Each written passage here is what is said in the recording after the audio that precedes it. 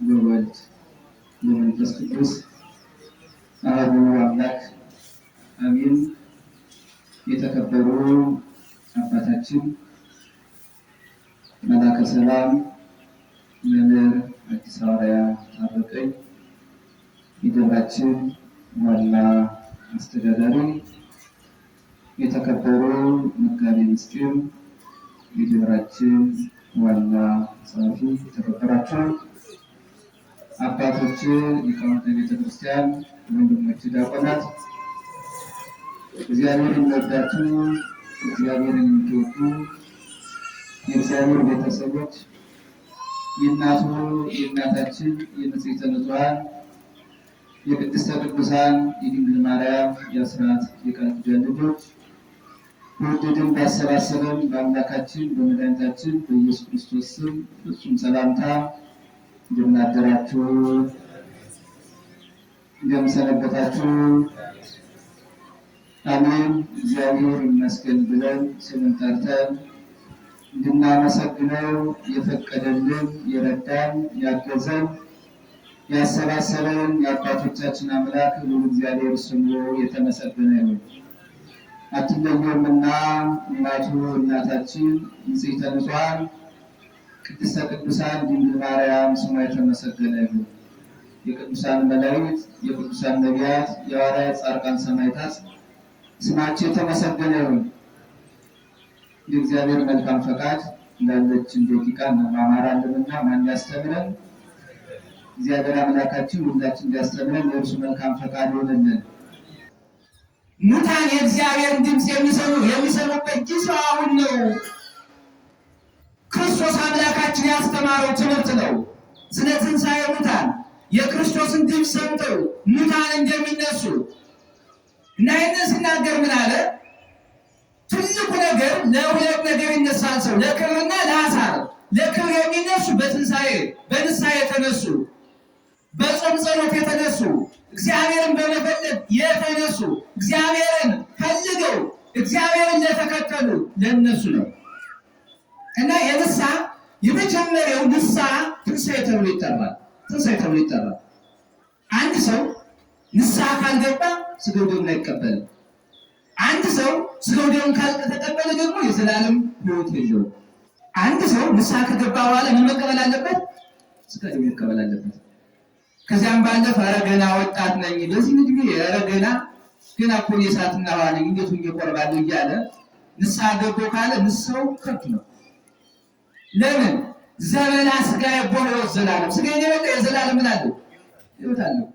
ስለዚህ አንድ ሰው ገብቶ የዘላለም ሕይወት ሆነው የክርስቶስ ሥጋ ካልበላ ንስሐ ገባ ይባላል። እውነት የምነግራችሁ ነገር ንስሐ ከገባ ምሳሌ ንስሐ አባታችን የሚሰጠን ጾምም ሊኖር ይችላል፣ ስግደትም ሊኖር ይችላል፣ መስዋዕትም ሊኖር ይችላል። በተለያየ ምክንያት የእኛን ማንነት አጥንቶ ምሳሌ ስግደት መስገድ የማይችል ሰው ስገድ ይባል አይቻልም። ጾም የሚባል ሰው መጾም የማይችል ከሆነ አይቻልም። ግን ከንስሐ አባት ጋር ታይቶ የሚሰጠው ነገር አለ። በዚያም መካከል የተሰጠውን ነገር ፈጽሞ ንስሐውን ከጨረሰ በኋላ ምን መቀበል አለበት ካለ ስግደት ነው።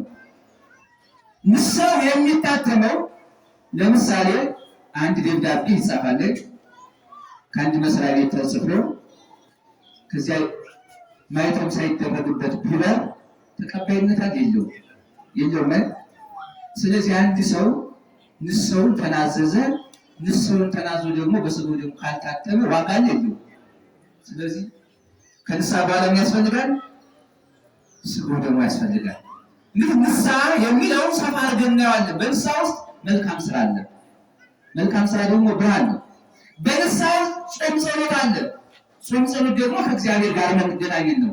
ንስሐ ማለት መጸጸት ነው። ንስሐ ማለት ስለቀደመ ኃጢአታችን ስላለፈው ማንነታችን ባልባሌ ስላሳለፍነው፣ በኃጢአት ስላሳለፍነው፣ በክፋት ስላሳለፍነው፣ ከእግዚአብሔር ስለተለየንበት ጊዜ ተጸጽተን ወደ እግዚአብሔር የምንመለስበት ነው። ሰው ደግሞ ተጸጽቶ ወደ እግዚአብሔር ከተመለሰ ምን ማድረግ አለበት ከተባለ ሥጋው ደግሞ መቀበል አለበት። ስለዚህ ትንሣኤ ንስሐ ይባላል ማለት ነው። አንደኛው። ሁለተኛው ትንሣኤ ማን ነው ካላችሁ የክርስቶስ ትንሣኤ ነው። የማን አልኳችሁ? የክርስቶስ ትንሣኤ። ከዚያም ባለፈ ግን ከክርስቶስ ትንሣኤ የእኛም ደግሞ የዳግም ምጽአት ትንሣኤ አለ። አሁን የዳግም ምጽአት ትንሣኤ በመጨረሻ የሚሆን ነው። ግን ከዚያም በፊት የታምራቱን ትንሣኤ ልንገራችሁ። የታምራት ትንሣኤ አልዓዛርን ታውቁታላችሁ? እዚህ በዮሐንስ ወንጌል ምዕራፍ 11 ተጽፎ ያለው ማርታና ማርያም የሚባሉ ሁለት እህቶች አሉት። ሕዝቡ አይሁዳውያን የሚወዱት ክርስቶስ የሚወደው ታውቁታላችሁ? ይህ አልዓዛር ታመመ እና ሲታመም ማርታና ማርያም ወደ ጌታ መልእክተኛ ላኩ። ያ የምትወደው ወዳጅ አልዓዛር ታሟልና ና አሉት። በዚያን ክርስቶስ አምላካችን ገና ከማርታና ከማርያም የተላኩ መልእክተኞች ሳይደርሱ የአልዓዛርን ሞት አወቀ። በዚያ ሐዋርያት ምን አላቸው? ተነሱና እንሂድ፣ ወዳጅ አልዓዛር ተኝቷል፣ እቀሰቅሰው ዘንድ እሄዳለሁ አላቸው። አሁን መሞቱን የሰማ ሰው አልነገረም፣ ያወቀ ግን ክርስቶስ አምላካችን ወዳጅ አልዓዛር ምን ብሏል? ተኝቷል። የሰማችሁ ነው። ይሄ በስጋ የሚለይ ሰው ተብሎ ይጠራል፣ መኝታ ተብሎ ይጠራል። ሞት አይደለም፣ እንቅልፍ ነው። ስለዚህ ይህን ሲነግራቸው ሐዋርያት ደግሞ አይ ወዳጃችን አልዓዛር ከተኛማ ጤና ገዝቶ ይነሳል። አሁን አንድ ሰው መቼም ራሱን የሚፈልጠው እጁን የሚቀጠቅጠው ወገቡን የሚቆራረጠው የማያስተኛ ክፉ በሽታ ላይ ታሞ ሲራጅ ከቆየ በኋላ ሲተኛ ሊመለስ እንደምንም ላይ በጎኑ ሰው ከተኛ ሊድነ ብለን ነው የምናስበው። እና ሐዋርያት ይህንን ሲሰሙ አይ ይህ ሰው ከተኛማ ከደዌው ሊድን ነው ሲሉት ክርስቶስ ይህንን ቃል ሲሰማ ልክ እንዳልገባቸው አወቀና ወዳጅ አልዓዛር ሞተ አላቸው። በዚያም ሰዓት ኑ ተነሱ እንሂድ ሲል ሐዋርያት ሰዓቱ መሽቷል፣ አይሁድ እኮ አንተን ሊገድሉ ይፈልጋሉ፣ ነፍስን ሊነጥቋት ወደሚፈልጉ ወደ ጠላቶች በዚህ በጨለማ ጊዜ ትሄዳለህ ወይ? ስለዚህ ነገ ጠዋት እንሄዳለን አሉት። ክርስቶስ አምላካችን ይህን ሲነግሩት እንዲህ አለ፣ በብርሃን የሚሄድ አይሰነካከልም፣ በጨለማ የሚሄድ ግን ይሰነካከላል አለ። አሁን ብርሃን ማነው ካላችሁ ክርስቶስ ነው። በክርስቶስ የሚያምን ካለ ምን ይላል? አይሰነካከልም። በክርስቶስ ደግሞ የማያምን ምን ይላል? ይሰነካከላል። ስምዖንም ለእመቤታችን ሲናገር ስለ ክርስቶስ መነሻና መውደቂያ መሆኑን ክርስቶስን ሲናገር ለሚያምኑበት ትንሣኤ እንደሆነ ለሚያምኑበት እንደማይሰነካከሉ ሲናገር እነሆ ይህ ልጅሽ ለሚያምኑበት ለእስራኤላውያን ትንሣኤያቸው ነው፣ ለእስራኤላውያን መድኃኒታቸው ነው፣ ለማያምኑ አይሁዳውያን ደግሞ የመሰናከያ ድንጋይ ነው፣ እንቅፋት ነው። አይሁዳውያን እኮ ተሰናክለዋል። ወልድ ዮሴፍ ልጅ ነው እያሉ እናቱን ማርያም እናውቃለን፣ አባቱን ዮሴፍ እናውቅ የለ። ይህ ሰው ራሱን ከእግዚአብሔር ጋር ያስተካክላል፣ የሙሴን ሕግ ይሽራል፣ ለቄሳር ግብር አትገብሩ ይላል እያሉ በክርስቶስ ተሰነካክለዋል። አስቡት። ክርስቶስ አምላካችን ይህን ሲነግራቸው በዚያን ሰዓት ቶማስ 3 ጊዜ ትልቅ ታሪክ ያለው ሰው ነው። ይህ ቶማስ በዮሐንስ ወንጌል ምዕራፍ 14 ላይ ገብታችሁ ስታነቡ ክርስቶስ አምላካችን የመንገድ ነኝ የሚሄድበትን ታውቃላችሁ፣ መንገዱን ግን አታውቁም አላቸው። ምን ይምለበታል? የሚሄድበትን ታውቃላችሁ፣ መንገዱን ምን አትሉ አታውቁም። አሁን አንድ ጥያቄ ልጠይቃችሁ። እናንተ የምትሄዱበትን ቦታ ካወቃችሁ መንገዱን ልታውቁት ወይስ መንገዱን በቀድማችሁ ልታውቁት? አሁን አንድ ሰው የሆነ ቦታ ብሎ ቦታውን ካልጠቀስላችሁ መንገድ ታሳዩታላችሁ? ይቻላል? አይቻልም። መጀመሪያ አንድ ሰው ምን ይጠቅሳችኋል? እንደዚህ ያለ ቦታ በየት ነው የሚሄደው ይላችኋል። የዚያን ሰዓት እንደዚህ ነው መንገዱ ብላችሁ ምን ታሳዩታላችሁ? መንገዱ ምን ስላወቃችሁት? ቦታው መጀመሪያ ቦታው መታወቅ አለበት። ምሳሌ አንድ ሰው ሚካኤል ቤተክርስቲያን የት ነው ብሎ ይጠይቃችሁ፣ መጀመሪያ የታወቀው ማን ነው? ሚካኤል ቤተክርስቲያን ላይ መንገዱ ላይ ነው ብላችሁ በዚህ ነው ብላችሁ ትመሩታላችሁ።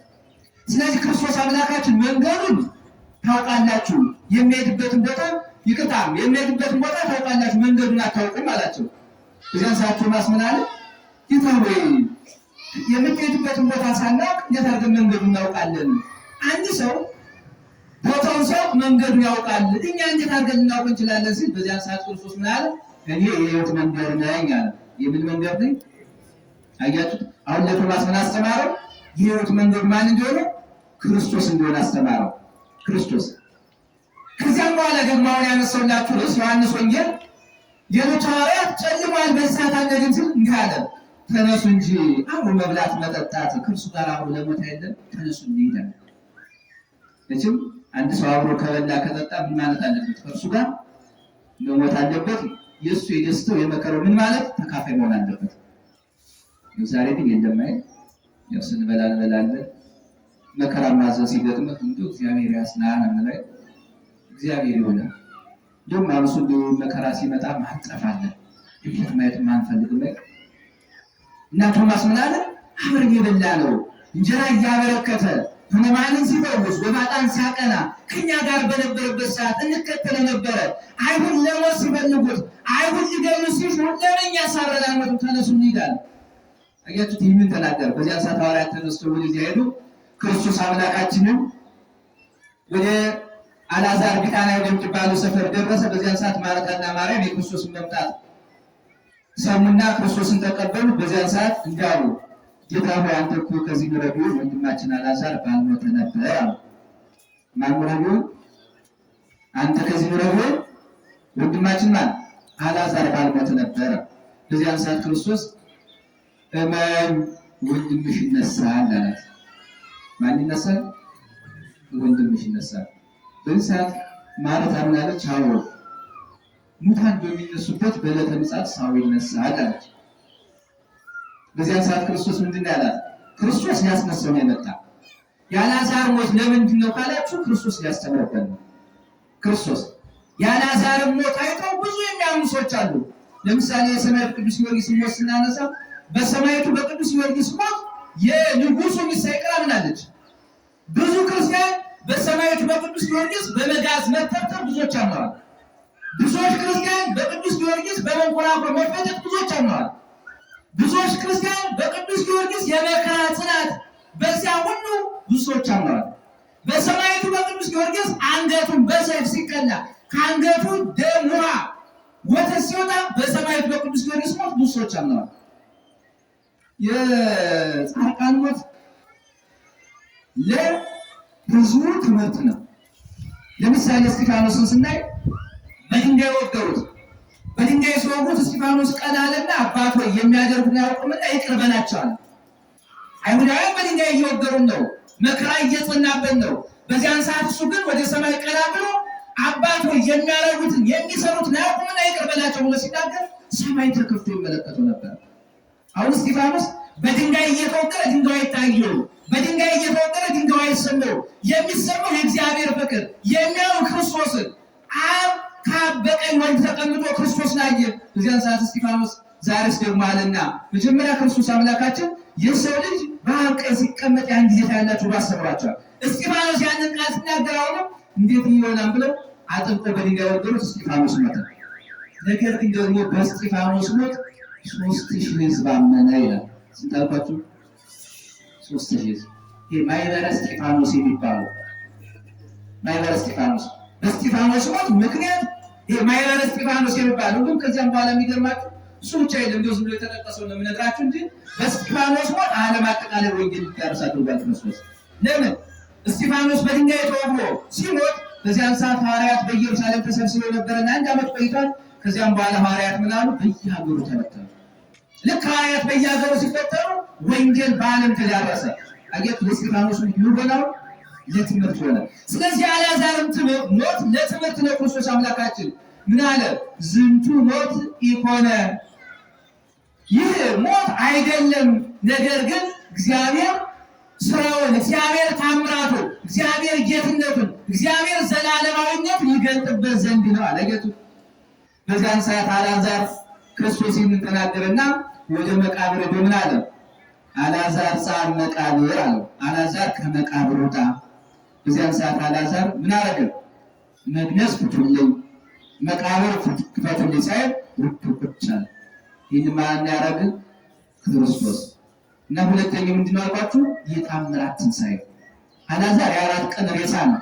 ከዚያም ባለፈ እንደገና ደግሞ ወለተ ኢያኢሮስ የሚባል ወልደ መበለት የሚባል የመበለት ልጅና የኢያኢሮስ ልጅ የሆኑ ደግሞ የዕለት ሬሳ ተነስተዋል። የዕለት ሬሳ እነዚህ ሁሉ አጠቃላይ የታምራት ናቸው። ከዚያም ባለፈ እንደገና የማቴዎስ ወንጌል ምዕራፍ 27 ላይ ከክርስቶስ ከእግረ መስቀሉ ብዙ ሙታን እንደተነሱ ይናገራል። በትርጓሜው ሲያስቀምጠው ከ500 ከፍ የሚሉ ከ600 ደግሞ ዝቅ የሚሉ ናቸው ይላል። እነዚያ ነፍሳቶች እንዲሁም በዚህ በቅዳሴ ማርያም ላይ ሲናገር እንዲህ ብሎ ይናገራል። ስለ እነ እስጢፋኖስ ለሐዋርያቱ እየተናገረ ከመጣ በኋላ 18 ርቱዓነ ሃይማኖታቸው የቀና ለአውግዞተ አርዮስ የተሰበሰቡ 318 ሊቃውንት ስለ እነሱ ብለህ ማረን ይቅር በለን ብለሽ ከልጅሽ ከወዳጅ ከኢየሱስ ክርስቶስ አማልጅን ብሎ ያስቀምጥና 5ቱ ቢጽ ይላል። 5ቱ ቢጽ 500 ከእግረ መስቀሉ የተነሱ ሙታንና ከእግረ መስቀሉ የተነሱ ከ500 ከፍ ያሉ ናቸው፣ ከ600 ዝቅ ያሉ ናቸው።